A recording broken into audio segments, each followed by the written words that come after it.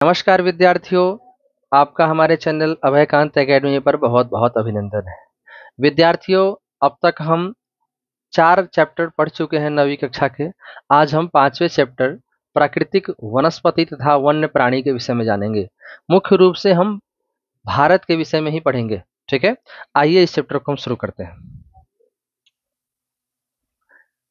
क्या आपने कभी अपने स्कूल, घर या आसपास के मैदानों में भांति भांति के क्या देखे? वृक्ष देखे होंगे, झाड़ियां देखी होंगी, घास देखे होंगे और पक्षियों को भी देखा होगा। क्या वह एक ही प्रकार के हैं? बिल्कुल नहीं। अलग अलग तरह के हैं? बिल्कुल हाँ। भारत एक विशाल देश है, अतः इसमें आप अनेक प्रकार के जैव रूपों की कल्पना कर सकते हैं। जैव रूप अर्थात जीव रूपों की। तो हमारे देश भारत में विभिन्न प्रकार के प्राकृतिक वनस्पति और वन्य प्राणी हैं। दोनों वनस्पति और वन्य प्राणी, वनस्पति अर्थात जंगलों में पाए जाने वाले पेड़ पौधे और वन्य प्राणी अर्थात उन जंगलों के बीच में पाए जाने वाले जीव जंतु, ये दोनों कैसे हैं? प्राकृतिक रूप से हैं, है ना। प्राकृतिक रूप से ही इनका विकास भी होता है, ये बढ़ते रहते हैं। आगे लिखता है क्या कि हमारा देश भारत विश्व के मुख्य मुख्य अर्थात मेन 12 जैव विविधता वाले देशों में से एक है। अर्थात विश्व के जो टॉप 12 देश हैं जहां की जैव विविधता बहुत उच्च कोटि की है, उनमें भारत भी आता है टॉप 12 में। लगभग 47,000 विभिन्न जातियों के पौधे, ध्यान रखिएगा, पाए जाने के कारण यह देश विश्व में कितने स्थान पर आता है? 10वें स्थान पर। तो 47,000 विभिन्न जातियों के पौधे पाए जाते हैं और इस हिसाब से जब हम भारत की रैंकिंग करते हैं तो भारत 10वें स्थान पर आता है पूरे विश्व में। और एशिया में कितने स्थान पर आता है? एशिया में चौथे स्थान पर आता है। ध्यान रखिएगा, एशिया में चौथे स्थान पर आता है। भारत में लगभग 15,000 फूलों के पौधे हैं। ध्यान दीजिएगा, बहुत सामान्य सी बात है, ये सब डाटा याद रखिएगा एग्जाम प्रोस्पेक्टस से। जो कि विश्व के फूलों के पौधों का कितना प्रतिशत है? 6%। अर्थात अगर 100% पौधे होंगे पूरे विश्व में, उसमें से 6% निकाल दीजिए। वो 6% कितना संख्या हुआ? तो वो हुआ 15,000। तो 15,000 फूलों के पौधे हैं किसके पास? भारत के पास, जो विश्व के फूलों के लगभग कितने? 6% के बराबर है। चलिए आगे देखते हैं। आगे लिखता है इस देश में बहुत से बिना फूलों के पौधे हैं। ध्यान दीजिएगा, जैसे कि फर्न, अब ये इंपॉर्टेंट हो जाता है, जैसे कि फर्न। फर्न के अलावा और क्या बता रहा है? शैवाल, ठीक है, एल्गी, जिसको शैवाल को एल्गी भी कहते हैं, ध्यान दीजिएगा। तथा कवक, कवक को क्या बोलते हैं? फंजाई भी बोलते हैं, ध्यान रखिएगा, फंजाई या फंगी भी बोलते हैं। ये सब पाए जाते हैं। ये बिना फूल के पौधे हैं। पौधे तो हैं ये, लेकिन ये बिना फूलों के पौधे हैं। आगे लिखता है क्या कि भारत में लगभग 90,000, ध्यान दीजिए कितना? 90,000 जातियों के जानवर तथा विभिन्न प्रकार की मछलियां ताजे तथा समुद्री पानी में क्या की जाती है? पाई जाती है। तो ताजे पानी में अर्थात ताजे पानी से कहने का तात्पर्य है नॉर्मल वाटर, जो आपको कहाँ मिल जाता है? नदियों में मिल जाता है, जिसे आप पी भी सकते हैं ना, नदियों में, तालाबों में, झीलों में। और समुद्री पानी वो तो खारा होता है, उसे पी नहीं सकते हैं। लेकिन दोनों स्थान पर आपको क्या मिल जाएंगी? विभिन्न प्रकार की मछलियां मिल जाएंगी। प्राकृतिक वनस्पति का अर्थ है, क्या अर्थ है? कि वनस्पति का वह भाग जो कि मनुष्य की सहायता के बिना अपने आप पैदा होता है। ध्यान दीजिएगा, मनुष्य की सहायता के बिना जो अपने आप पैदा होता है वह क्या है? प्राकृतिक वनस्पति, अर्थात प्रकृति की सहायता से वो पैदा होता है, न कि मनुष्य के योगदान से, मनुष्य के सहायता से। ध्यान रखिएगा। और लंबे समय तक उस पर मानवीय प्रभाव या मानवीय प्रभाव अर्थात मानव का प्रभाव क्या होता है? नहीं पड़ता है। ध्यान दीजिएगा, मानव का प्रभाव उस पर नहीं पड़ना चाहिए। ध्यान दीजिएगा, तभी वो प्राकृतिक वनस्पति है। इसे क्या कहते हैं? याद रखिएगा, वेरी वेरी इंपॉर्टेंट, क्या कहते हैं? अक्षत वनस्पति कहते हैं। अक्षत में 2 वर्ड है, ध्यान दीजिएगा, अक्षत में कितने वर्ड है? 2। पहला क्या है? अ, दूसरा क्या है? छत। छत, तो अ मतलब क्या होता है? मैंने बताया था, अ अर्थात न, और छत अर्थात क्षति। छत अर्थात क्षति, तो जिसकी क्षति ना हुआ हो, जिसकी क्षति नहीं हुआ। क्षति कौन करता है? देखिए, जंगलों को या वनस्पतियों को सबसे अधिक क्षति होती है तो वो मानव से ही होती है। मानव ही जंगल पेड़ पौधों को काटता है ना। तो मानव से जो अछूता है अभी तक, ऐसा समझिए कि मानव जिसको छू नहीं पाया है, इस प्रकार की वनस्पति को, इस प्रकार के जंगलों को हम क्या बोलते हैं? अक्षत वनस्पति कहते हैं। ठीक है, आगे आइए। आगे लिखता है क्या अक्षत वनस्पति के बाद? अतः विभिन्न प्रकार की कृषिकृत फसलें। अब देखिए, खेती के दौरान भी जब हम एग्रीकल्चर करते हैं तो विभिन्न प्रकार के फल और बागान लगाते हैं, ये कृषि संबंधित फसलें होती है। वनस्पति भी लगाते हैं, ठीक है। तो उसमें वनस्पति में बहुत सारे वनस्पति लगाते हैं हम, जैसे केले की वनस्पति, आम की, लीची की, इत्यादि की, बहुत सारी चीजें की, चाय की बागान, है ना, तो कॉफी की बागान। तो ये कहता है क्या कि ये कृषिकृत फसलें तो हैं, परंतु प्राकृतिक वनस्पति नहीं है। क्यों? क्योंकि इनको लगाने में मानव का योगदान है, मानव के सहयोग से ये उत्पन्न होती हैं। ठीक है, क्लियर है? अब देखिए आगे क्या कहता है। वह वनस्पति, क्या आप जानते हैं? बिल्कुल नहीं, पढ़ने के बाद जानेंगे। क्या कहता है? वह वनस्पति जो कि मूल रूप से भारतीय है, उसे क्या कहते हैं? देशज कहते हैं। वह वनस्पति जो मूल रूप से भारतीय है उसे देशज, जो देश का है वो देशज, लेकिन जो विदेश का होगा, जो भारत के बाहर से आया होगा, वो क्या हो जाएगा? सिंपल विदेश वाला, विदेशज पौधे। ठीक है, तो देशज पौधे और विदेशज पौधे में क्या अंतर समझ में आया?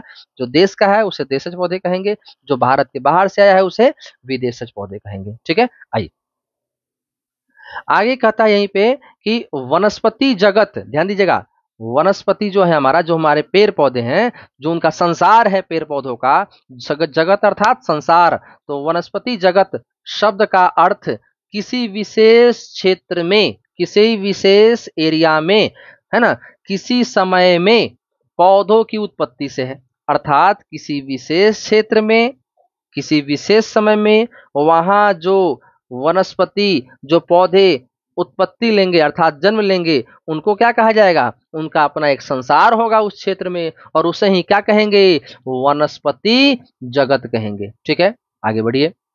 इस तरह प्राणी जगत जानवरों के विषय में बतलाता है। जिस प्रकार वनस्पति जगत वनस्पति अर्थात पेड़ पौधों के बारे में बताता है, उसी प्रकार प्राणी जगत जानवरों के विषय में बताता है। सिंपल सी बात है। ठीक है, आइए आगे बढ़ते हैं। अच्छा, वनस्पति के प्रकार कितने होते हैं आइए देखते हैं। वनस्पति के मुख्य रूप से 5 प्रकार के वनस्पति पाए जाते हैं। ठीक है, 5 प्रकार की। कितने प्रकार की प्राकृतिक वनस्पतियां? 5 प्रकार की।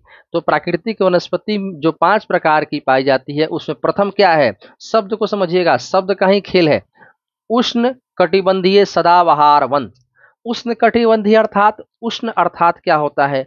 उष्ण अर्थात होता है गर्म। ध्यान देंगे, उष्ण अर्थात गर्म, उष्ण अर्थात गर्म। कटिबंधीय अर्थात, उष्ण कटिबंध किसको बोलते हैं? देखिए, ये जो पृथ्वी अगर हो जाएगी तो इसके बीचों बीच जो विषुवत गुजरता है, नीचे मकर रेखा, ऊपर में कर्क रेखा, कई बार बता चुके हैं आपको, बार बार रिवीजन के लिए हम बार बार लिख देते हैं ताकि आपको एक आइडिया लग जाए। अब देखिए, ये जो बीच का क्षेत्र है, यही क्या है हमारा? यही हमारा उष्ण क्षेत्र है। तो इस क्षेत्र में पड़ने वाले इस क्षेत्र में पड़ने वाले वन को क्या बोलते हैं? उष्ण कटिबंधीय सदाबहार वन कहते हैं। क्या बोलते हैं? उष्ण कटिबंधीय सदाबहार। साथ ही साथ कुछ अन्य कारण भी है। देखिए, उष्ण कटिबंधीय सदाबहार, इसमें एक और शब्द है क्या? सदाबहार। सदाबहार मतलब क्या होता है? जहां सदा हरे भरे पेड़ पौधे पाए जाते हैं, बहार ही बहार होता है ना, हरे भरे पेड़ पौधे पाए जाते हैं। तब सदाबहार वन में क्या पाए जाएंगे? हरे भरे पेड़ पौधे पाए जाएंगे, सदा पाए जाएंगे। सदा अर्थात, सदा अर्थात होता है, ध्यान रखिएगा, वर्ड का ही खेला है। सदा अर्थात होता है हमेशा। क्या होता है? हमेशा। और बहार मतलब तो पता ही है आपको, बहार मतलब बहार होता है, हरे भरे मौज मस्ती में। तो यहाँ के पेड़ पौधे मौज मस्ती में हमेशा हरे भरे रहते हैं। क्यों? अब प्रश्न उठेगा, क्यों सर ऐसा क्यों होता है? क्योंकि बच्चे, इनको वर्ष भर क्या मिलती रहती है बच्चे? वर्षा मिलती है। और पेड़ों को क्या चाहिए? वर्षा चाहिए, क्योंकि वर्षा से क्या मिलेगा उनको? पानी मिलेगा। और भैया पानी मिल गया तो बस मस्त मस्त एकदम, है ना, ऊंचाई प्राप्त करेंगे, खूब लंबाई बढ़ेगी इनकी, खूब पत्ते बड़े बड़े कर देंगे, क्योंकि पानी बहुत सारा है। जब पानी कम मिलेगा तभी तो पत्ते छोटे करेंगे। तो पानी जब अधिक मिलेगा तो खूब मन से अपने आप लंबे होते हैं, है ना। तो सदाबहार वन, आगे चल के हम आपको उष्ण कटिबंधीय सदाबहार एवं अन्य वनों के विषय में पढ़ाएंगे। हम फिलहाल आपको एक आइडिया दे रहे हैं। ठीक है, आगे बढ़िए। आगे क्या कहता है?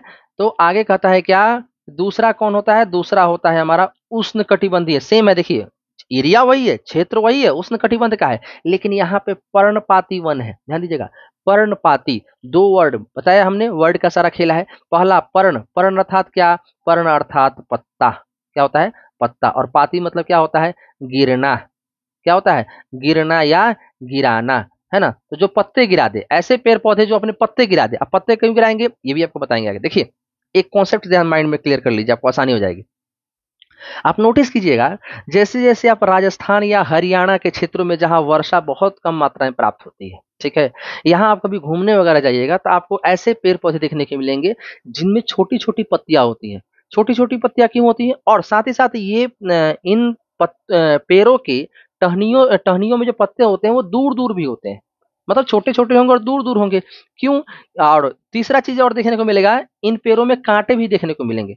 ठीक है, तो चूंकि देखिए होता क्या है, यहाँ वर्षा कम प्राप्त होती है तो पानी कम मिलता है। ठीक है, और जब गर्मी आता है, जब फरवरी मार्च का महीना आएगा, तो इस समय क्या होता है ना, जब धूप पड़ती है तेज और हवा में नमी कम होता है। नमी अर्थात आर्द्रता, आर्द्रता अर्थात गीलापन, वाष्प, पानी की मात्रा कम है हवा में, तो हवा जहां से गुजरेगी क्या करेगी? पानी खींचेगी। और पानी खींच लेगी तो क्या हो जाएगा? वो चीज सूख जाएगा। अब चूंकि अगर हरियाणा के इन क्षेत्रों में या राजस्थान के इन क्षेत्रों में, या आप ऐसे समझिए कि उत्तर प्रदेश महाराष्ट्र के इन क्षेत्रों में जहां पर कटीले या फिर ऐसे पेड़ पाए जा रहे हैं जो अपने पत्ते गिरा देते हैं, इन पत्तों में अगर बड़े बड़े पत्ते हो जाएं तो क्या समस्या आएगा कि बड़े पत्तों पर धूप अधिक लगेगा, अधिक क्षेत्रफल में। और जब अधिक क्षेत्रफल में वहां धूप लगेगा तो उसमें से क्या अवशोषित कर लेगा? धूप। हवाएं क्या खींच लेंगी? पानी खींच लेंगी। और जब पानी खींच लेंगी तो पेड़ को अपने जड़ों से पानी पहुंचाना होगा बहुत सारा, जबकि पानी तो है ही नहीं इनके पास, क्योंकि यहाँ बारिश कम हो रही है या ना हुई है। तो ऐसी परिस्थिति में यहाँ के पेड़ पौधे जीवित रहने के लिए बड़े पत्ते का निर्माण नहीं करते हैं, छोटे पत्ते का निर्माण करते हैं। यही कारण है कि आप इन क्षेत्रों में क्या देखेंगे कि छोटे छोटे पत्ते पाए जाते हैं। ठीक है, तो अब ये पत्ते गिरा कब देते हैं? फरवरी मार्च के महीने में। क्यों गिरा देते हैं? क्योंकि फरवरी मार्च के महीने में क्या होता है, जब हवाएं चलती है ना तो हवाओं में नमी कम होता है, हवा में वाष्प की मात्रा नहीं होती, सूखी हवा होती है। और सूखी हवा जहां से गुजरेगी फरवरी के महीने, आप नोटिस कीजिएगा कि फरवरी के महीने में ही अक्सर हमारे होठ वगैरह, एरिया वगैरह फट जाती है। तो लोग है ना तरह तरह की तेल या फिर कोई क्रीम लगा लेते हैं ताकि जो है उनको सुरक्षा प्रोवाइड किया जा सके। तो ये समस्या पेड़ों को साथ भी तो आती है। पेड़ों से भी तो ये हवाएं पानी खींच लेते हैं, तो ये पेड़ सूख सकते हैं। तो अब पेड़ बचने के लिए क्या करे? तो बचने के लिए पेड़ क्या करता है कि अपने सारे पत्तियों को गिरा देता है कि चल भाई एक दो महीने जो है हम बिना पत्ते के रह लेंगे, फिर नया मौसम आएगा, बरसात आएगा तो हम पत्ते खींच लेंगे। तो वही होता है, इस समय पत्ते ये गिरा देते हैं और फिर जब मौसम सही हो जाता है, जब सूखा मौसम खत्म हो जाता है, तब ये वापस से ये पत्ते ला लेते हैं। ठीक है, और इसीलिए ये पर्णपाती अर्थात पत्ते गिराने वाले वन कहे जाते हैं। ठीक है, आई होप आपको क्लियर हो गया होगा और कंसेप्ट भी बहुत सारे क्लियर हुए होंगे। Concept is the most important thing, you have to learn it. Okay, चलिए आगे हम देखते हैं क्या कि लिखता है क्या है कि उष्ण कटिबंधीय पर्णपाती वन, ये आपको हमने बता दिया। इसके बाद देखिए उष्ण कटिबंध अर्थात इसी क्षेत्र में कुछ वन ऐसे ही पाए जाते हैं जो कटीले होते हैं, कांटे होते हैं या झाड़ियां होती हैं, है ना। जैसे आप राजस्थान के बीहड़ क्षेत्र में चले जाते हैं, वहां क्या मिलेगा आपको? या फिर बुंदेलखंड के बीहड़ क्षेत्र में चले जाए तो क्या मिलेगा? झाड़ियां ही झाड़ियां मिलेंगी, कांटेदार झाड़ियां मिलेंगी आपको, नागफनी के पौधे वगैरह मिलेंगे। ये सब आपको डेप्थ में हम पढ़ाने वाले हैं आगे के टॉपिकों में। ठीक है, इसके बाद आपके आते हैं कौन से वन? चौथे पर्वतीय वन, जो पर्वतों पर पाए जाते हैं, सिंपल आसान भाषा में। पांचवे है मैंग्रोव वन। आप बोलेंगे ये नया शब्द है सर मैंग्रोव। देखिए मैंग्रोव एक प्रकार का पौधा होता है। हमने इससे पहले आपको पढ़ाया, क्या पढ़ाया था कि जो नदियां होती हैं, नदियां अपने मुहाने पर क्या करती हैं? डेल्टा का निर्माण करती हैं। क्या करती हैं? डेल्टा का निर्माण करती हैं। अभी जो डेल्टा होता है ना हमारा, ये जो डेल्टा होता है, इसी क्षेत्र में, डेल्टा के क्षेत्र में समंदर के पास, ठीक है, मैंग्रोव वन निकलता है। मैंग्रोव वन इस प्रकार के होते हैं लगभग, है ना, इस प्रकार का। उनकी जड़ें ऊपर पानी के ऊपर निकली होती हैं, जड़ें निकली होती है ना, बहुत बहुत मतलब पैर अगर पड़ जाए तो पैर में वो हल जाए, इतना ज्यादा जड़ें निकली होती हैं। ठीक है, तो ये वन बहुत लाभदायक भी होते हैं। जब ज्वार कभी भाटा आता है तो उससे हमारी सुरक्षा करते हैं। ये आपको कभी हम दूसरे चैप्टर में पढ़ाएंगे। अब फिलहाल समझिए कि एक प्रकार के पेड़ होते हैं और ये पेड़ कई कई किलोमीटर में फैले होते हैं। ये जो मैंग्रोव हैं, मैंग्रोव के पेड़ हैं, कई किलोमीटर फैले होते हैं, सिर्फ मैंग्रोव के ही पौधे दिखेंगे आपको। तो इन्हें हम क्या कहेंगे? जब मैंग्रोव जिसकी अधिकता होगी उसी का नाम चलेगा ना। तो मैंग्रोव अधिक है उस क्षेत्र में, डेल्टा वाले क्षेत्रों में, जैसे सुंदरवन डेल्टा, पश्चिम बंगाल एवं बांग्लादेश के क्षेत्र में, है ना। तो ये डेल्टाई क्षेत्र में जो है, तो इन्हीं को कहते हैं हम क्या? मैंग्रोव वन कहते हैं। वन अर्थात जंगल, मैंग्रोव वन कहते हैं। ठीक है, आई होप आपको क्लियर हो गया होगा। आइए हम आगे बढ़ते हैं। ठीक है, उष्ण कटिबंधीय वर्षा वन को देख लेते हैं। ठीक है, उष्ण कटिबंधीय वर्षा वन, देखिए क्या बोलता है। उष्ण उष्ण कटिबंधीय वर्षावन, वर्षावन मैंने पहले बताया था जहां वर्षा इन्हें प्राप्त होती है। उष्ण कटिबंधीय वर्षावन को ही सदाबहार वन भी कहते हैं। देखिए ये वन पश्चिमी घाटों के अतिरिक्त, मैंने पढ़ाया था ये पश्चिमी घाट याद होगा आपको, भारत के दक्षिण में पश्चिमी घाट पूरा फैला हुआ है, समानांतर फैला हुआ है।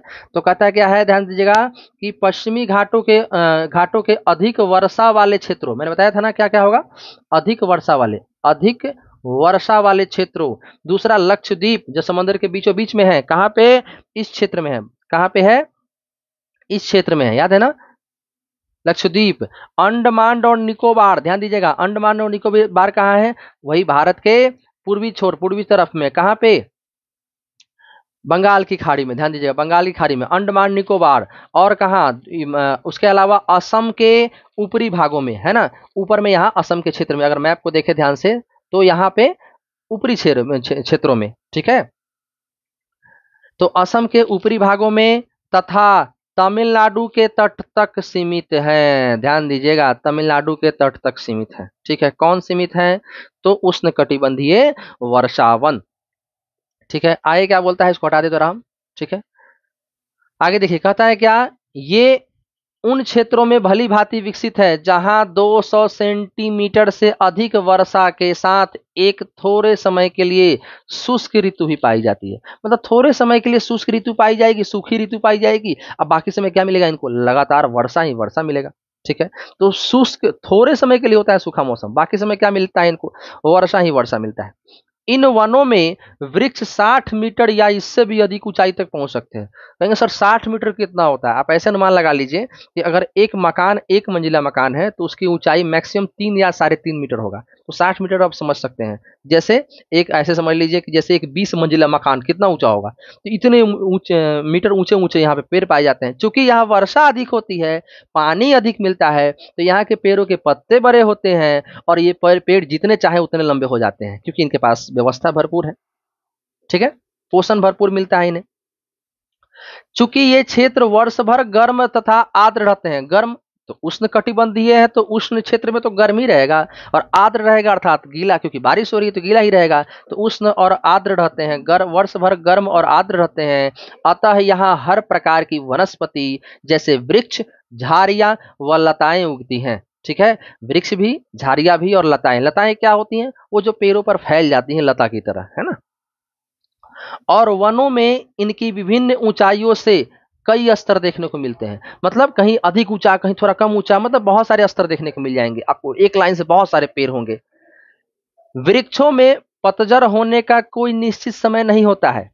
अब देखिए, जिस क्षेत्र में कम बारिश होगी इन जंगलों में, उस क्षेत्र में पतझड़ हो गया, और जिन क्षेत्रों में बारिश लगातार अगर पानी मिलती रह जाए तो पतझड़ होगा भी नहीं, ऐसा भी होगा। तो कोई फिक्स टाइम होता नहीं इनका पतझड़ होने, कभी हो जाएंगे कभी नहीं होंगी, है ना, कभी किस क्षेत्र में हो रही है कभी दूसरे क्षेत्र में नहीं हो रही है।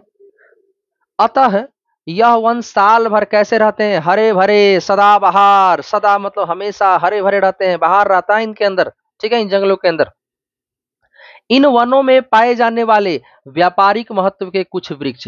व्यापारिक महत्व क्या होता है? ध्यान दीजिएगा, जिन पेड़ों को बेच करके लाभ कमाया जाता है, व्यापार किया जाता है, वो पाए जाते हैं इन वनों में। कौन कौन होते हैं वो? जैसे पहला आबनूस, जिसको एबोनी भी कहा जाता है, ध्यान रखिएगा, आबनूस, एबोनी, या महोगनी, बहुत महत्वपूर्ण लकड़ी है महोगनी, है ना, पानी में भी जल्दी सड़ती नहीं है, ऐसी लकड़ी है। उसके बाद रोजवुड, रबर, है ना, और सिंकोना। सिंकोना का उपयोग भी किया जाता है बीमारी में, है ना, और रबर तो पता ही है आपको कहाँ कहाँ उपयोग होता है। तो ये सारे व्यापारिक महत्व के पेड़ उपयोग में लाए जाते हैं। चलिए आगे देखते हैं। देखिए यहाँ एक मैप दिया है, ठीक है ना, इंडिया का मैप है, ध्यान से देखिएगा। इस मैप में आप नोटिस कीजिएगा, ध्यान से देखिएगा, बहुत इंपॉर्टेंट है। आप सदाबहार वन को देखते हैं। सदाबहार वन क्या है, देखिए उष्ण कटिबंधीय सदाबहार वन। पहले आप ये देखिए लिखा हुआ कहाँ है, आपने पुस्तक में भी देखिएगा उष्ण कटिबंधीय सदाबहार वन। अब ये जो उष्ण कटिबंधीय सदाबहार वन लिखा हुआ है, इसको ग्रीन सिग्नल से दिखाया गया है। अब ग्रीन देखिए कहाँ का है, ग्रीन कहाँ का है, तो देखिए पश्चिमी घाट पर पूरा फैला हुआ है, देख रहे हैं। पश्चिमी घाट के बाद तमिलनाडु में देखिए, मैंने मैं बोला था याद करने के लिए, तमिलनाडु में देखिए कोरोमंडल तट पर फैला हुआ है। इसके अलावा ऊपर में आइए, उड़ीसा के ऊपर से देखिए, यहाँ पे पश्चिम बंगाल उड़ीसा देखिए फैला हुआ है। पूरा ऊपर जाएंगे पश्चिम बंगाल ही कहलाता है, उसका असम में फैला हुआ है, देख रहे हैं। तो ये इन क्षेत्रों में कौन से वन पाए जा रहे हैं, उष्ण कटिबंधीय सदाबहार वन पाए जा रहे हैं। मैप के थ्रू आपको याद करने के लिए आपको आसान बना दिया गया है, ठीक है। आगे नीचे आइए, क्या कहता है कि इन वनों में सामान्य रूप से पाए, यहां पे छूट गया है, लिखा जाता है पाए जाने वाले जानवर क्या क्या होंगे, हाथी होगा, बंदर होगा, लेमूर होगा और हिरण होगा, ठीक है। एक सींग वाले गेंडे असम में बेसिकली पाए जाते हैं, ये असम में और पश्चिम बंगाल के दलदली क्षेत्रों में भी मिलते हैं। इसके अतिरिक्त इन जंगलों में कई प्रकार के पक्षी, चमगादड़ तथा कई रेंगने वाले जीव भी पाए जाते हैं, ठीक है। तो यहाँ पे अगर वनस्पति हरा भरा है तो पेड़ भी तो वैसे ही, जानवर भी तो वैसे ही पाए जाएंगे बहुत सारे, ठीक है। तो इनकी ऊंचाई अधिकतम कितनी होती है, ठीक है, तो ध्यान रखेंगे 60 मीटर ऑलरेडी पढ़ाया गया है। ये इनका निर्गत परत है, ये 40 मीटर, वितान परत 20 मीटर, मतलब अलग अलग। इसका ये कहने का मतलब क्या है कि अलग अलग परत, अलग अलग ऊंचाई के जंगल पाए जाते हैं उस क्षेत्र में। बहुत जंगल तो बहुत फैले होते हैं, लेकिन कोई 40 मीटर वाले बहुत सारे पेड़ एक साथ बहुत जगह पे है दिख रहे हैं।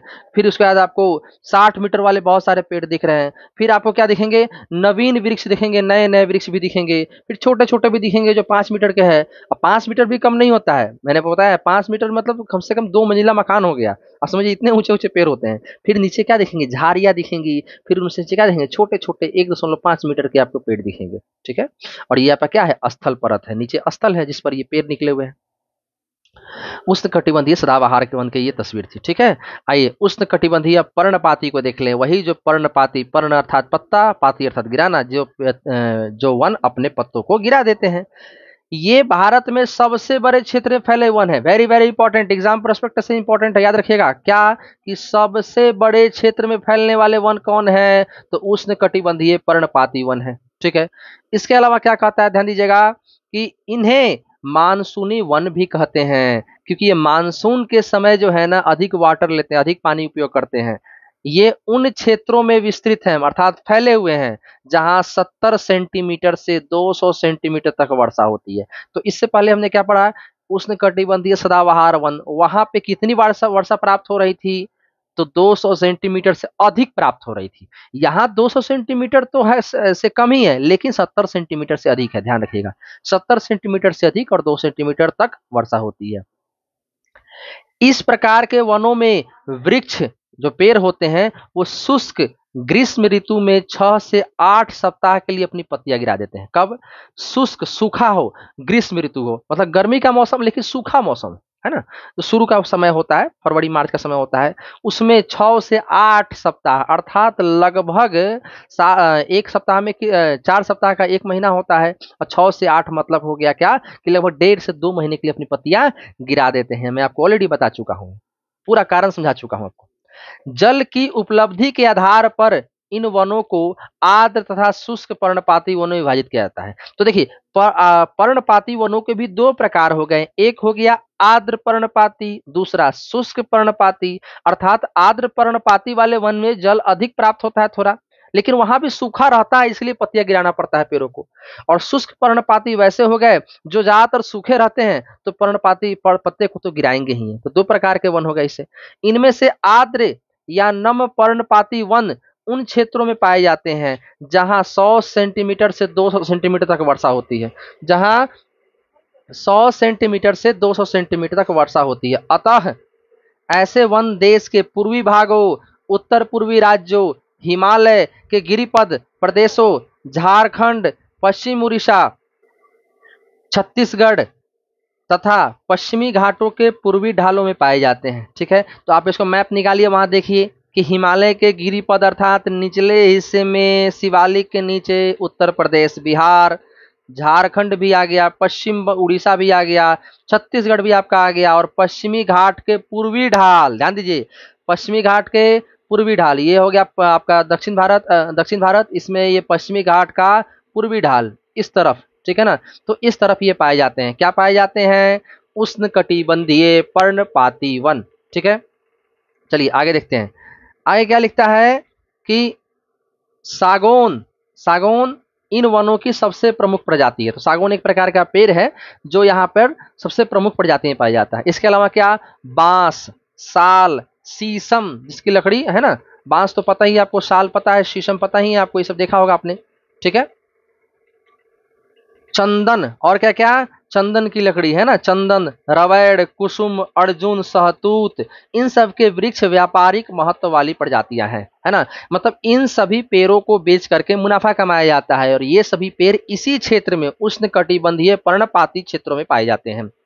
शुष्क पर्णपाती वन उन क्षेत्रों में पाए जाते हैं जहां वर्षा 70 सेंटीमीटर से 100 सेंटीमीटर के बीच होती है, ठीक है। तो ये बताया था आपको ना, आर्द्र पर्णपाती पढ़ा अभी आपने, अब क्या, शुष्क पर्णपाती। पर्णपाती में भी दो पर्णपाती था, एक आर्द्र जो गीला रहता है जहां वर्षा होती है थोड़ी, और जहां कम वर्षा होती है 70 सेंटीमीटर से 100 सेंटीमीटर के बीच में रह जाती है, वो क्षेत्र क्या हो जाएगा, शुष्क पर्णपाती हो जाएगा।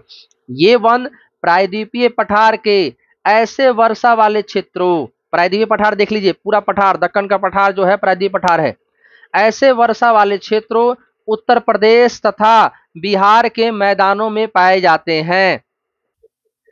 विस्तृत क्षेत्रों में प्रायः सागौन, साल, पीपल तथा नीम के वृक्ष उगते हैं। बहुत बड़े क्षेत्रों में, बहुत ज्यादा अधिक क्षेत्रों में ये सब उगते हैं। इन क्षेत्रों के बहुत बड़े भाग कृषि कार्य में प्रयोग हेतु साफ कर लिए गए हैं, अर्थात इन पेड़ों को काट करके वहां पे क्या किया गया है, कृषि कार्य के लिए उस भूमि का उपयोग किया गया है। और कुछ भागों में क्या होता है, पशु चारण भी होता है, अर्थात वहां पशुओं को चराया भी जाता है कुछ भागों में, ठीक है। ये आपका एक उदाहरण है, दूर दूर होते हैं ये पेड़, दूर दूर होते हैं थोड़े से, ठीक है। आगे देखिए, इन जंगलों में क्या पाए जाएंगे, देखिए महत्वपूर्ण है, पाए जाते हैं यहाँ पे, सिंह पाया जाएगा, शेर पाया जाएगा, शुअर हो गया, हिरन हो गया, हाथी वगैरह हो गया, ठीक है। इसमें एक कॉमन चीज है, देखिए हाथी जो है आपका सदाबहार वन में भी था, और उष्णकटिबंधीय पर्णपाती वन में भी है, ध्यान रखिएगा। विविध प्रकार के पक्षी भी पाए जाते हैं, जैसे छिपकली और सांप भी पाए जाते हैं, कछुए भी यहाँ पाए जाते हैं, ठीक है। कटीले वन तथा झाड़ियां, ये तीसरा देख लीजिए क्या है, कटीले वन तथा झाड़ियां, जिन क्षेत्रों में 70 सेंटीमीटर से कम वर्षा, अभी तक क्या पढ़ा था आपने, उष्णकटिबंधीय पर्णपाती में 70 सेंटीमीटर से 100 सेंटीमीटर के बीच में वर्षा हो रही थी। अब कटीले वन है पढ़ रहे हैं हम, जहां कटीले वन और झाड़ियां हैं जहां 70 सेंटीमीटर से कम वर्षा होती है, वहां प्राकृतिक वनस्पति में कटीले वन तथा झाड़ियां पाई जाती है। इस प्रकार की वनस्पति देश के उत्तर पश्चिमी भागों, उत्तरी पश्चिमी भागों, तो देश में उत्तर चले जाइए आप, उत्तर चले आइए और पश्चिम में चले आइए, तो वही आपका हरियाणा का क्षेत्र मुख्य रूप से आता है, हरियाणा हो गया आपका, पंजाब हो गया, है ना, राजस्थान का कुछ क्षेत्र हो गया, तो पाई जाती है, जिनमें क्या आ जाएगा, गुजरात भी आ जाएगा, राजस्थान आ गया, छत्तीसगढ़, मध्य प्रदेश। अब ये छत्तीसगढ़ मध्य प्रदेश ये आपको कहाँ कहाँ होगा, ये देख रहे हैं भारत के बीचों बीच में हो गया। इसके अलावा उत्तर प्रदेश का भी जो पश्चिमी हिस्सा है वो इसमें आ जाता है, तथा हरियाणा के अर्ध शुष्क क्षेत्र, देखिए हरियाणा मुख्य रूप से ले दिया, सम्मिलित है, ठीक है। अकासिया, ये पेड़ का नाम है, ध्यान दीजिएगा, अकासिया का पेड़, खजूर जिसको पाम बोलते हैं, है ना, यूफोरबिया तथा नागफनी, जो कैक्टस होता है, कांटे वाला पौधा होता है नागफनी, यहाँ की मुख्य पादप प्रजातियां हैं, मुख्य पौधे हैं, ठीक है। इन वनों के, ध्यान दीजिएगा, इन वनों के वृक्ष बिखरे हुए होते हैं, इनकी जड़ें लंबी तथा जल की तलाश में चारों ओर फैली होती हैं, है ना। अब पानी नजदीक मिलेगा नहीं तो दूर दूर फैल जाते हैं, कहीं दूर दूर मिट्टी के भीतर ही, कि दूर दूर से कहीं पानी मिल जाए थोड़ा बहुत हमको, ठीक है। तो पत्तियां प्रायः छोटी होती है, मैं पहले ही आपको समझा चुका हूं, इन क्षेत्रों में पत्तियां कैसी होंगी, छोटी होंगी, क्योंकि बारिश कम प्राप्त होती है, जिनसे वाष्पीकरण कम से कम हो सके, है ना, जिससे धूप जो है इनके पत्तियों पर कम से कम पड़े और वाष्पीकरण भी कम हो, जल कम निकले। शुष्क भागों में झाड़ियां और कटीले पादप पाए जाते हैं, शुष्क भागों में झाड़ियां और कटीले पादप पाए जाते हैं। आगे क्या लिखता है, तो आगे लिखता है आपको, देखिए नीचे आइए, इन जंगलों में प्रायः क्या क्या पाए जाएंगे, देखिए इन जंगलों में पाए जाएंगे चूहा, खरगोश, छोटा छोटा है देखिए, लोमड़ी, भेड़िया, शेर, सिंह, जंगली गधा, घोड़े और ऊंट पाए जाते हैं। ऊंट भी पाए जाते हैं, ऊंट तो आपने देखा ही होगा इन क्षेत्रों में। पर्वतीय वन को समझते हैं, चौथा वन पर्वतीय वन हमारा, ठीक है। पर्वतीय क्षेत्रों में तापमान की कमी तथा ऊंचाई के साथ साथ प्राकृतिक वनस्पति में भी अंतर दिखाई देता है। अर्थात पर्वतीय क्षेत्रों में तापमान तो कम ही होता है, और जैसे जैसे ऊंचाई बढ़ती जाती है वैसे वैसे वनस्पति में भी हमें क्या दिखता है, अंतर दिखाई देता है ना। वनस्पति में जिस प्रकार का अंतर हम उष्णकटिबंधीय प्रदेशों से टुंड्रा की ओर देखते हैं, जैसे जैसे ऊपर की ओर जाएंगे ना, टुंड्रा प्रदेश की ओर चले जाएंगे, है ना। नीचे क्या है, उष्णकटिबंध गर्म क्षेत्र, और ऊपर ठंडा टुंड्रा क्षेत्र। उसी प्रकार का अंतर पर्वतीय भागों में ऊंचाई के साथ साथ देखने को मिलता है। 1000 मीटर से 2000 मीटर तक की ऊंचाई वाले क्षेत्रों में आर्द्र शीतोष्ण कटिबंधीय वन पाए जाते हैं। कैसे, ध्यान दीजिएगा, 1000 मीटर से 2000 मीटर के बीच में जब जाएंगे पर्वतों पर, ऊंचाई पर, तो ऐसे क्षेत्रों में आर्द्र अर्थात गीले, मतलब वर्षा होती है थोड़ी बहुत। शीतोष्ण, ध्यान दीजिएगा यहाँ पर उष्ण नहीं आ रहा है, शीत अर्थात क्या होता है जान लीजिए, शीत अर्थात होता है ठंडा, लेकिन उष्ण मतलब क्या होता है, गर्म। शीत और उष्ण को मिला दिया तो क्या बन गया, शीतोष्ण। तो गर्म भी होगा और ठंडा भी होगा, मिक्स होगा, और गीला भी होगा, क्योंकि आर्द्र भी है, ध्यान दीजिएगा, गीला भी है, ठंडा भी है और थोड़ा गर्म भी है, ऐसा मौसम होता है यहाँ पे। तो ऐसे ही पेड़ पाए जाएंगे, क्योंकि ऐसा ही कटिबंध है ये, ठीक है। इनमें चौड़ी पत्ती वाली, ध्यान दीजिएगा, इनमें क्या पाई जाएंगी, चौड़ी पत्ती वाली ओक का पौधा तथा चेस्टनट जैसे वृक्षों की प्रधानता होती है। 1500 से जब 3000 की मीटर की ऊंचाई के बीच जाएंगे तो क्या मिलेगा, तब मिलेगा आपको शंकुधारी। क्या मिलेगा, शंकु। शंकु कैसा होता है, कोण कैसा होता है, कोण ऐसा होता है ना, ऐसा कोण होता है, शंकु होता है, ठीक है। तो इसी प्रकार के यहाँ वन मिलते हैं, ठीक है।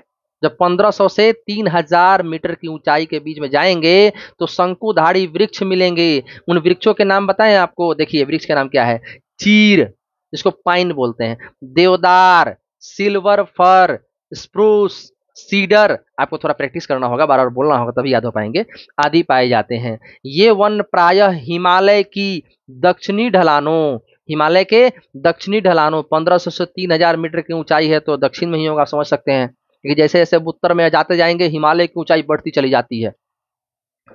दक्षिण और उत्तर पूर्व, दक्षिण देखिए और उत्तर पूर्व में भारत, उत्तर पूर्व अर्थात नॉर्थ ईस्ट स्टेट, है ना, भारत के अधिक ऊंचाई वाले भागों में पाए जाते हैं। कौन पाए जाते हैं, शंकुधारी वृक्ष, ध्यान दीजिएगा।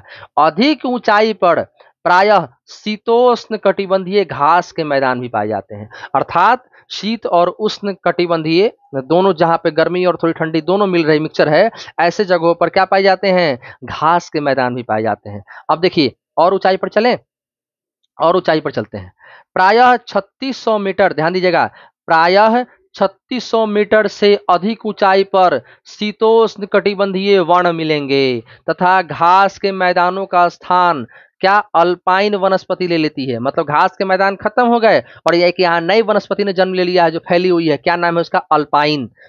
सिल्वर फर, जूनिपर, पाइन व बर्च इन वनों के मुख्य वृक्ष हैं, ठीक है, याद रखिएगा। जो अल्पाइन वनस्पति है इन वनों में, जो उष्ण शीतोष्ण कटिबंधीय वनों में सिल्वर फर, जूनिफर, पाइन, बर्च एवं इन वनों के मुख्य वृक्ष हैं।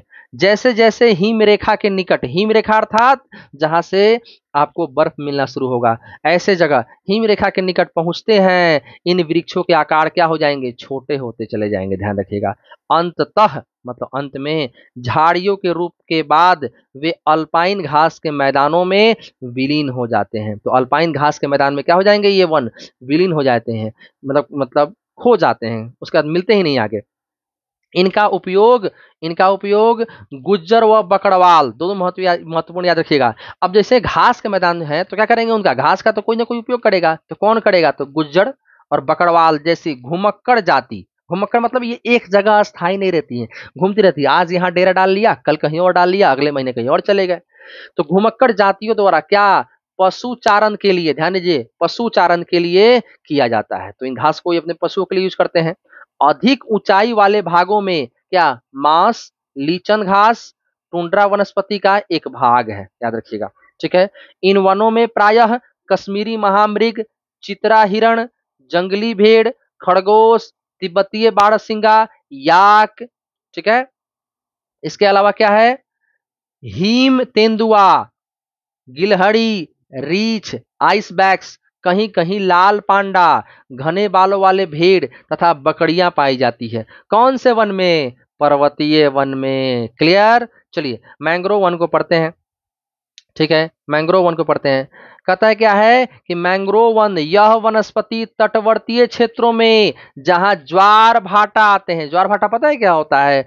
जब समंदर का पानी, ठीक है, जब समंदर का पानी जो है वो चंद्रमा के गुरुत्वाकर्षण बल के कारण ऊपर चला जाता है फिर नीचे आता है, तो इससे ऊंची ऊंची लहरें उठती है और इसे ही क्या नाम दिया जाता है? ज्वार। जब ऊपर जाता है पानी समुद्र, जब चंद्रमा के गुरुत्वाकर्षण बल के कारण जब पानी समंदर से ऊपर की ओर उठता है तो उसे कहते हैं ज्वार। जब छूटता है तो क्या होता है? भाटा कहते हैं उसको। ठीक है, तो ज्वार भाटा आते हैं, उन क्षेत्रों में है ये वन, मैंग्रोव वन। तो ये तट पर पाई जाती है, मतलब जहां समंदर होगा वहीं ना पाई जाएगी। ये सबसे महत्वपूर्ण वनस्पति है। मिट्टी और बालू इन तटों पर एकत्रित हो जाती है, नदियां बहा के लाती है, नदियां बहा के लाती हैं। घने मैंग्रोव एक प्रकार की, आगे लिखता है क्या? घने, देखिए किस प्रकार से है, जंगल निकला हुआ है ना सब, देखिए देखिए इनके जो है, आप ध्यान से देखिएगा तो इनके वो पाए, यहाँ पे देखिए इनके ये पाए ऊपर निकले, जड़ें ऊपर निकली हुई हैं। ठीक है, तो कहाँ थे हम लोग?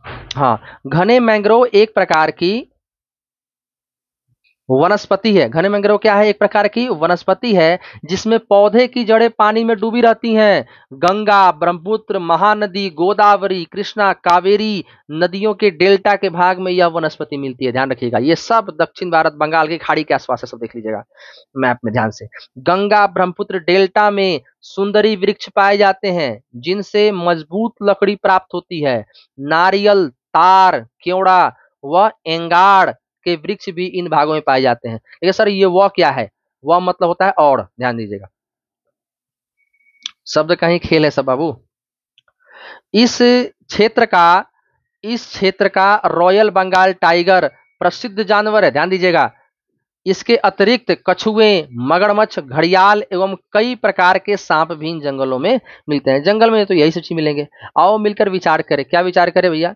यदि वनस्पति और जानवर धरती से अदृश्य हो जाए, क्या मनुष्य उन अवस्थाओं में जीवित रह पाएगा? बिल्कुल भी नहीं। जैव विविधता क्यों अनिवार्य है?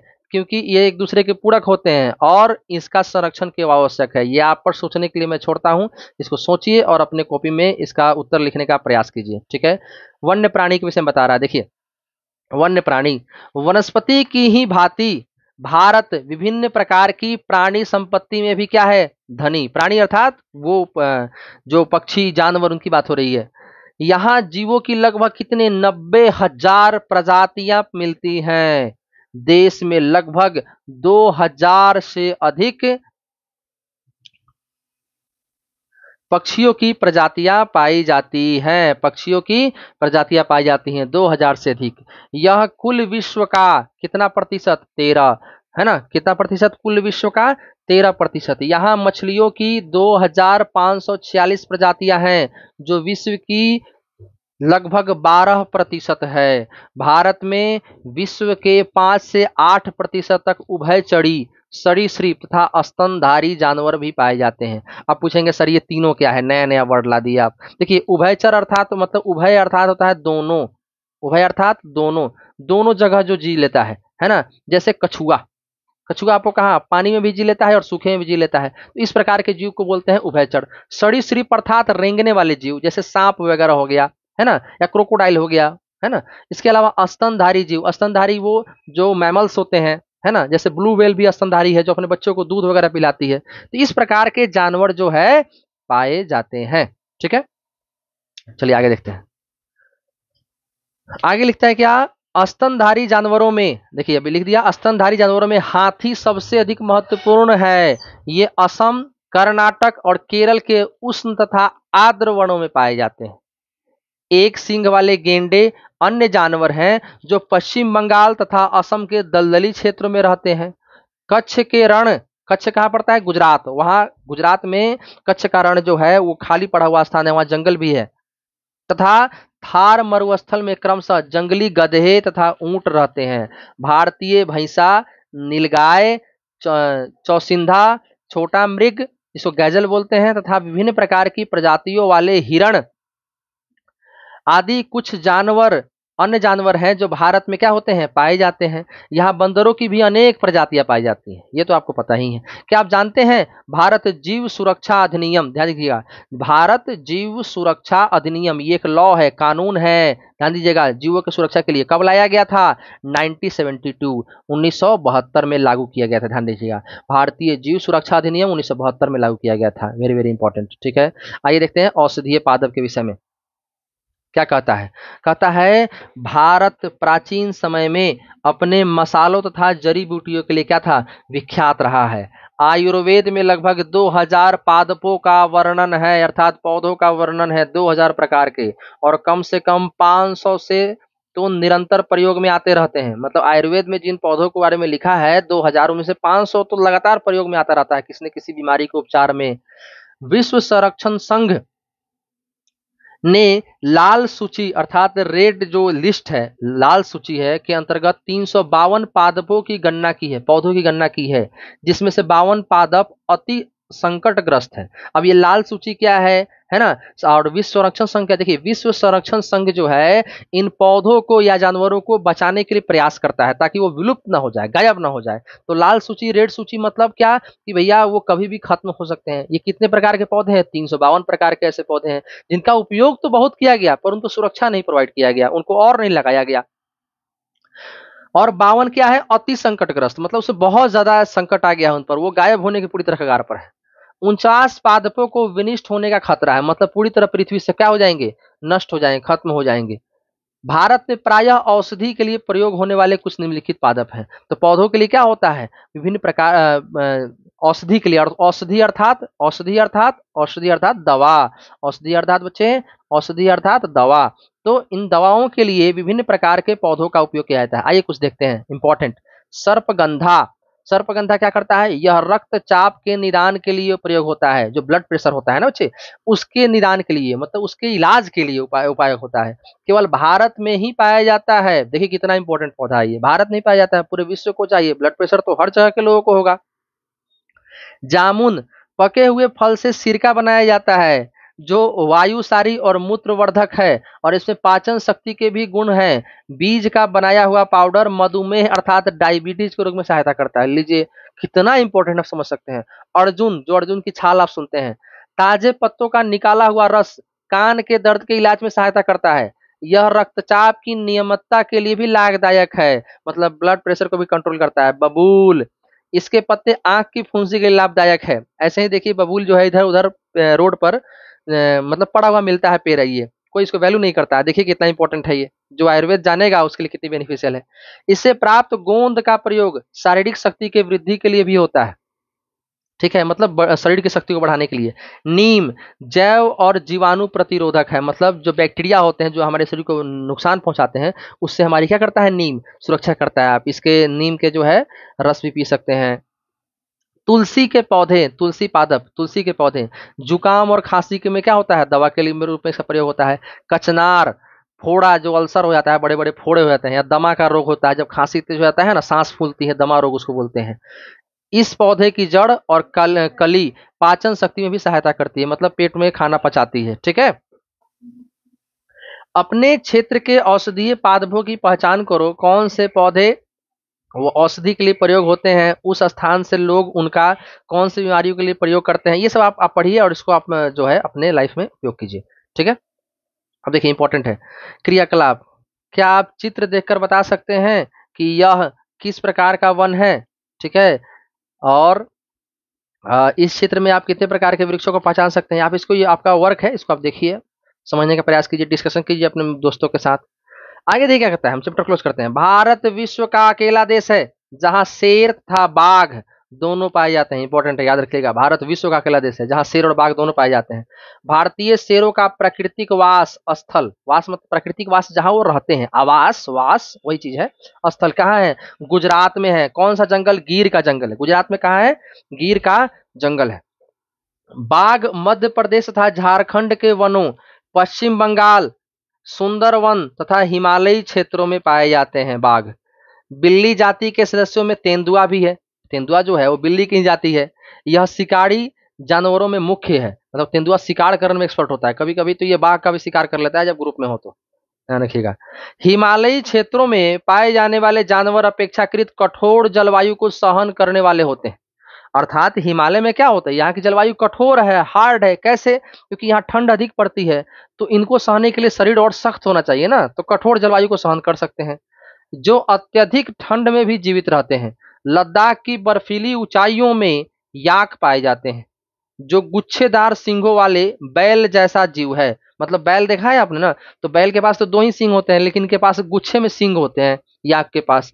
जिसका भार लगभग 1 टन होता है। 1 टन अर्थात 1000 kg, 1000 किलो, बहुत ज्यादा है। तिब्बतीय बारहसिंगा, भारल जिसको नीली भेड़ भी बोलते हैं, जंगली भेड़ तथा कियांग, जो तिब्बती जंगली गधा होता है उसको कियांग बोला जा रहा है, यहाँ पाए जाते हैं। इसके बाद लिखता है क्या, कहीं कहीं लाल पांडा, ध्यान दीजिएगा, क्या क्या, लाल पांडा भी कुछ भागों में मिलता है। क्या आप जानते हैं एशियाई शेर केवल गुजरात के गिर जंगलों में ही पाए जाते हैं? मतलब पूरे एशिया महादेश में एशियाई शेर कहाँ मिलेगा आपको? गुजरात के गिर वाले जंगल में ही मिलेगा। नदियों, झीलों तथा समुद्री क्षेत्रों में कछुए, मगरमच्छ और घड़ियाल पाए जाते हैं। घड़ियाल मगरमच्छ की प्रजाति का ही एक क्या है, प्रतिनिधि है। मतलब मगरमच्छ की प्रजाति का ही है वो, जो विश्व में केवल कहाँ पाया जा रहा है? इंपॉर्टेंट, भारत में। जो जो भारत में सिर्फ पाया जा रहा है वो तो इंपॉर्टेंट है परीक्षा के दृष्टिकोण से, वही तो पूछ देगा आपसे जहां आपका ध्यान नहीं जाएगा। आगे क्या लिखता है, ध्यान दीजिएगा। भारत में अनेक रंग बिरंगे पक्षी पाए जाते हैं। मोर, बत्तख, तोता, मैना, सारस, कबूतर आदि। कुछ पक्षी प्रजातियां हैं जो देश के वनों तथा आर्द्र क्षेत्रों में रहती हैं। यही सब जो आप देख रहे हैं ये कैसे क्षेत्रों में रहती हैं? आर्द्र आर्द्र क्षेत्रों, मतलब गीले क्षेत्रों में जहां वर्षा वगैरह प्राप्त होती है। ठीक है। हमने अपनी फसलें हमने अपनी फसलें जैव विविधता पर्यावरण से चुनी है। अर्थात जो फसल है हम कहाँ से लिए हैं? जो जैव जो है, विभिन्न प्रकार के जीव जो हैं वो विविध प्रकार के पाए जाते हैं। ऐसे पर्यावरण में हम जो फसल उपजाते हैं, जो इनको क्या कर सकते हैं, हम खा सके, यानी खाने योग्य पौधे के नीचे से, मतलब ऐसा पौधा हम उपजाते हैं जिसे हम खा सके और उसे नीचे कर सके, पचा भी सके। हमने बहुत से औषधीय पादपों का प्रयोग कर उनका चुनाव किया है, मतलब चुना है उन्हें, औषधि पौधों को। दूध देने वाले पशु भी प्रकृति द्वारा दिए गए बहुत सारे जानवरों में से ही चुने गए हैं। मतलब दूध देने वाले जानवरों को जो मैंने चुना है, वो जानवर भी तो हमें प्रकृति से ही प्राप्त हुए हैं। जानवर हमें बोझा ढोने, कृषि कार्य करने, यातायात के साधन के रूप में मदद करते हैं। इनसे मांस एवं अंडे भी प्राप्त होते हैं। मछली से पौष्टिक आहार मिलता है। बहुत से कीड़े मकोड़ों फसलों, फलों और वृक्षों के परागण में मदद करते हैं। मतलब बहुत से कीड़े मकोड़े ऐसे होते हैं जो फलों और वृक्षों के परागण में, परागण क्या होता है? जब एक पेड़ के बीज से बीज बीज बाहर निकलता है, उससे दूसरा पेड़ निकलता है, इसमें भी कीड़े मकोड़े और पक्षी बहुत मदद करते हैं। ठीक है। कीड़े उन फल को खाएंगे और फल के बाद क्या बच जाएगा? बीज बच जाएगा। उस बीज से बीज बाहर निकल के आ गया तो उससे नया पेड़ निकल आएगा। इस तरह से वो मदद करते हैं। और हानिकारक कीड़ों पर जैविक नियंत्रण रखते हैं। मतलब जो हानिकारक कीड़े हैं उन कीड़ों को भी ये कीड़े मकोड़े क्या करते हैं? दूसरे वाले खा जाते हैं, जो अच्छे वाले होते हैं। प्रत्येक प्रजाति का पारिस्थितिक तंत्र में योगदान होता है। अर्थात प्रत्येक जीव का इस पारिस्थितिकी तंत्र में योगदान है। पारिस्थितिक तंत्र क्या होता है जान लीजिए। जो पारिस्थितिकी तंत्र होता है ये 3 चीजों से मिलता है, बनता है। जल मंडल, स्थल मंडल जहां पर रहते हैं, और वायुमंडल। ये जल मंडल, स्थल मंडल और वायुमंडल जहां मिलता है वहां जल भी, वायु भी और भूमि भी मिलती है। तब जाकर के वहां क्या होता है? एक पारिस्थितिकी तंत्र का निर्माण होता है जिसमें जीव जंतु पौधे सभी क्या करते हैं? जन्म लेते हैं। तो इस पारिस्थितिकी तंत्र में सब जीव जंतु अपना कहीं ना कहीं क्या करते हैं बच्चे? योगदान देते हैं। अतः उनका संरक्षण क्या है, अनिवार्य है। हर जीव का अपना योगदान है, हर जीव को जीना चाहिए। ध्यान दीजिएगा, जैसा पहले बताया गया है कि मनुष्यों द्वारा पादपों अर्थात पौधों और जीवों के अत्यधिक उपयोग के कारण, पौधों के अत्यधिक कटाई की वजह से और जीवों को भी अत्यधिक उपयोग करने के कारण पारिस्थितिकी तंत्र क्या हो गया बच्चे, असंतुलित हो गया है। ये पौधे और जीव गायब होने लगे हैं। लगभग 1300 पादप अर्थात पौधे प्रजातियां क्या है, संकट में हैं तथा 20 प्रजातियां विनिष्ट हो चुकी है, सोचिए खत्म हो चुकी है। काफी वन्य जीवन प्रजातियां भी संकट में हैं और कुछ विनिष्ट हो गई हैं। मतलब जो वन में पाए जाने वाले जानवर हैं वो भी जीव जंतु खत्म हो चुके हैं और विनिष्ट हो रहे हैं, क्योंकि लोग उनका शिकार करते हैं, खाने से लेकर के व्यापार से लेकर हर प्रकार से। पारिस्थितिकी तंत्र के असंतुलन का मुख्य कारण, जो पारिस्थितिक तंत्र है हमारा, जहां सब कुछ होना चाहिए उसमें कुछ चीजें खत्म हो गई हैं, गायब हो गई हैं, इससे हमारा पारिस्थितिक तंत्र क्या हो गया है, उन जीवों के गायब हो जाने से असंतुलित हो गया है। मतलब जो समान संतुलन में रहता है वो बैलेंस बिगड़ गया है, असंतुलित हो गया है। लालची व्यापारियों का अपने व्यवसाय के लिए अत्यधिक शिकार करना है ना, अपने व्यापार के लिए क्या करते हैं, ये अत्यधिक शिकार करते हैं उन जीवों का। रासायनिक और औद्योगिक अवशिष्ट तथा तेजाबी जमाव के कारण प्रदूषण, विदेशी प्रजातियों का प्रवेश, कृषि तथा निवास के लिए वनों की अंधाधुंध कटाई पारिस्थितिकी तंत्र के असंतुलन के कारण है ना। बेसिकली ये लाभ है, स्वार्थ जो है, अपने लाभ के कारण जो है हम प्रकृति को, पारिस्थितिकी तंत्र को क्या कर रहे हैं, बहुत ज्यादा नुकसान पहुंचा रहे हैं। अपने देश की पादप अर्थात पौधे और जीव संपत्ति की सुरक्षा, जो जीव है, जीव जंतु है, जानवर है, पशु पक्षी हैं, इनके सुरक्षा के लिए सरकार ने कई कदम उठाए हैं, है ना। देश में 18 जीव मंडल निचय हैं, जीव मंडल निचय जहां पे जीवों को सुरक्षा प्रदान की जाती है, आरक्षित क्षेत्र है, जीवों के लिए क्षेत्र है, उनमें कोई एंट्री नहीं कर सकता है, स्थापित किए गए हैं। इनमें से 12 कहाँ है, सुंदरवन, नंदा देवी, मन्नार की खाड़ी, नीलगिरी, नौकड़ेक, यहाँ गलत लिखा है, नाकड़ेक नहीं नौकड़ेक होता है, ग्रेट निकोबार, सिमलीपाल, पंचमढ़ी, अचानकमार, अमरकंटक। ठीक है, तो ये देखिए इनमें से जो 12 है, सुंदरवन है। सुंदरवन कहाँ है, सुंदरवन आपका हो गया पश्चिम बंगाल में, नंदा देवी उत्तराखंड में, मन्नार की खाड़ी कहाँ हो गई, ये आपको तमिलनाडु के पास में है, भारत और श्रीलंका के बीच में।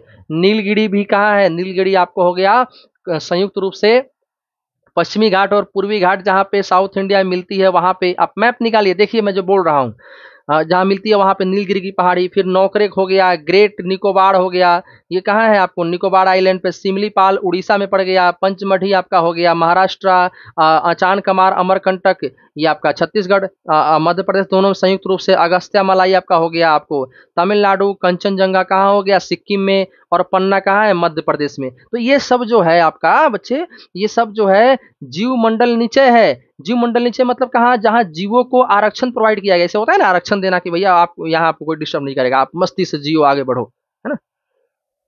तो ये क्या है, ये अगस्त्य मलाई, कंचनजंगा, पन्ना की गणना विश्व के जीव मंडल निचय में की जाती है। ये क्या है, 18 जीव मंडल निचय में स्थापित है। ये मुख्य रूप से 12 का ही नाम दिया गया आपको। ठीक है, यहाँ पे ये मैप है और इसमें देखिए यहाँ पे आपको सब कुछ दिया गया है। मैप में देखिए जो मैं बता रहा था आपको, अब नीचे देख लीजिए मैप में, है ना, जीव मंडल नीचे। ठीक है, इसमें दिया गया है सब कुछ। देखिए यहाँ पे सिमलीपाल है ना, सिमलीपाल, उसके बाद आपका दूधवा राष्ट्रीय पार्क, ये भी तो राष्ट्रीय पार्क है, ये तो अलग है। ठीक है, गिर हो जाएगा आपका, इसके अलावा बहुत सारे हैं, आप देखते जाइए इसमें। मैप को एक बार आप रीड कर लीजिएगा, हालांकि मैंने सब बता दिया है आपको। ठीक है, पर बहुत ज़्यादा इसमें दिया हुआ है, आप देख लीजिएगा इसको। ठीक है, नीचे आते हैं। अब चैप्टर क्लोज हो रहा है, थोड़ा सा है, देख लेते हैं, चलिए इसको भी खत्म करते हैं। सन 1900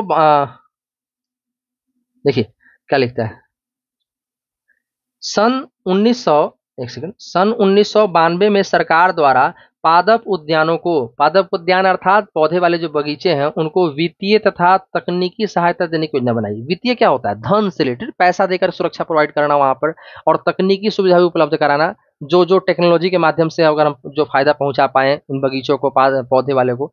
शेर का संरक्षण, गेंडा का संरक्षण, भारतीय भैंसा का संरक्षण तथा पारिस्थितिकी तंत्र के संतुलन के लिए कई योजनाएं बनाई गई हैं।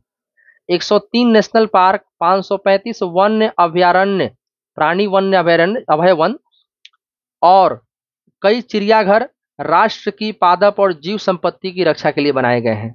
हम सभी को अपनी अतिजीविता के लिए प्राकृतिक पारिस्थितिकी तंत्र के महत्व को समझना चाहिए। यह तब संभव है जब प्राकृतिक पर्यावरण का अंध विनाश तत्काल समाप्त कर दिया जाए। मतलब आवश्यकता से अधिक आंख बंद करके उपयोग कर रहे हैं, उसको कम किया जाए। ठीक है, 18 जीवमंडल निचय यहाँ पे दिए हुए हैं, आप देख लीजिएगा। ठीक है, 18 के नाम दिए हुए हैं और कहाँ कहाँ है अभी आप देख लीजिएगा, आसान है। ठीक है, भारत के कुछ दलदली भाग, देखिए प्रवासी पक्षी, इंपॉर्टेंट टॉपिक है, थोड़ा सा इससे पूछ लेता है प्रश्न। भारत के कुछ दलदली भाग प्रवासी पक्षियों के लिए, दलदली क्या होता है, जहां पर जो है लगातार पानी बना रहता है और दलदल बना रहता है, हमेशा पानी हमेशा रहता है वहां पर, प्रसिद्ध है। शीत ऋतु में, ठंडी के समय में साइबेरियन सारस, साइबेरियन क्या बोलते हैं, देखिए जो रशिया के क्षेत्र में देखेंगे ना, पूरा ठंडे प्रदेशों में साइबेरिया एरिया बोलते हैं, साइबेरियन क्षेत्र से, उस क्षेत्र से जो पक्षी आते हैं भारत में, बहुत संख्या में आते हैं। जब ठंडी वहां बढ़ जाती है ना, तो ये तो ठंडा एरिया है, जो रशिया वगैरह का क्षेत्र है, साइबेरिया का क्षेत्र है, वहां पे क्या है, ठंडा बहुत है। और जब ठंडा बहुत है, जब ठंडी वहां अधिक बढ़ जाएगी, तो पक्षी वहां से कहीं और निकल जाएंगे, और निकल के कहाँ चले जाएंगे, तो भारत चले जाते हैं। इन पक्षियों का एक मनपसंद स्थान है क्या, कच्छ का रण। जो कच्छ है गुजरात का, उसका जो रण है, जो खाली स्थान है, वहां वो दलदली क्षेत्र है। जिस स्थान पर मरुभूमि समुद्र से मिलती है, अर्थात जहां मरुभूमि अर्थात रेगिस्तान समंदर से मिलता है, वहां पे, वहां लाल सुंदर कलंगी वाली कौन, फ्लैमिंगोए हजारों की संख्या में आती है। और खारे कीचड़ के ढेर में, कीचड़ भी है लेकिन पानी कैसा है, समुद्र वाला खाड़ा, तो खाड़े कीचड़ के ढेर में, ढेर बनाकर उसमें घोंसले बनाती है और बच्चों को क्या करती है, अपने पालती है। देश में अनेक दर्शनीय दृश्यों में से यह भी एक है। क्या हमारी, यह हमारी कीमती धरोहर नहीं है, बिल्कुल है। हर जीव का यहाँ पे उतना ही हक है। ठीक है, तो यहाँ आपका चैप्टर क्लोज होता है। उम्मीद है आपको चैप्टर पसंद आया होगा। इसके बाद तुरंत में ही अगला चैप्टर मैं पढ़ा करके अपलोड करने वाला हूँ। आप हमारे चैनल को सब्सक्राइब कीजिए, वीडियो को लाइक कीजिए। बहुत बहुत धन्यवाद, थैंक यू।